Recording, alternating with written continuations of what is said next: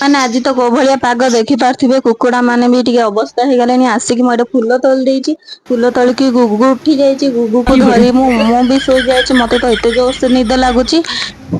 ଶୋଇଲେ କଣ ହବ ବା, ଯିବା ଟିକେ ରୋଷେଇ କରିବା ପାଇଁ ଚାଲ। ଘରୁ ପଳେଇ ଆସିଛି, ରୋଷେଇବାସ ସରିଦେଇଛି। ଆଜି ଟିକେ ଇଚ୍ଛା ହେଲା ଗରମ ପାଣି ପିଇବା ପାଇଁ, ମୋଟାରୁ ଟିକେ ପତଲା ହବା ପାଇଁ, ସେଥିଲାଗି ଗରମ ପାଣି ପିଇଦେଲି। ପାଣି ହେଲେ ମୋ ବୁଦ୍ଧି ଜାଣି ଦେଲାନି, କହୁଛି ତୁ ଆଉ ଜମା ପତଲା ହବୁନୁ, ମୋଟା ହବୁ ବୋଲି। କଥା ଛାଡ, ଏବେ ଯିବା ଲୁଗାପଟା କାଚିବାର ଅଛି। ଲୁଗାପଟା ସବୁ ଆସିକି ମେସିନ ରେ ପକେଇଦେଲି। ମ୍ୟାଗି ଟିକେ ବନେଇଦେଲି, ମ୍ୟାଗି ବନେଇକି ସକାଳ ଜଳଖିଆରେ ଆଜି ମୁଁ ମ୍ୟାଗି ଖାଇ ଦେଇଛି। ଟିକେ ଜଲ୍ଦି ଦୋକାନରୁୁ ପଳେଇ ଆସିଛନ୍ତି, ବର୍ଷା ହଉଛି ବୋଲି। ଏଠି ଥଣ୍ଡା ଆଣିଥିଲେ, ଥଣ୍ଡା ଟିକେ ପିଇ ଦେଇଛି। ଗୁଗୁ ପାଇଁ ଫ୍ରୁଟି ଆଣିଥିଲି, ସେ ତ ତାର ପିଇବାର କିଛି ନା ଗନ୍ଧ ନାହିଁ, ମୁଁ ପିଇଦେଲି। ତାପରେ ମୁଁ ଏଇ ଖରାବେଳ ଖାଇବାରେ ଭାତ, ଡାଲି, ଭଜା, କାଙ୍କଡ ଆଳୁ କୁନ୍ଦୁରୁ ଭଜା ମିଶେଇକି କରିଥିଲି, ଖାଇଦେଲି। ତାପରେ ସନ୍ଧ୍ୟାରେ ସ୍ଵାମୀଙ୍କ ପାଇଁ ମୋ ପାଇଁ ଚାହା ଟିକେ ବନେଇଦେଲି।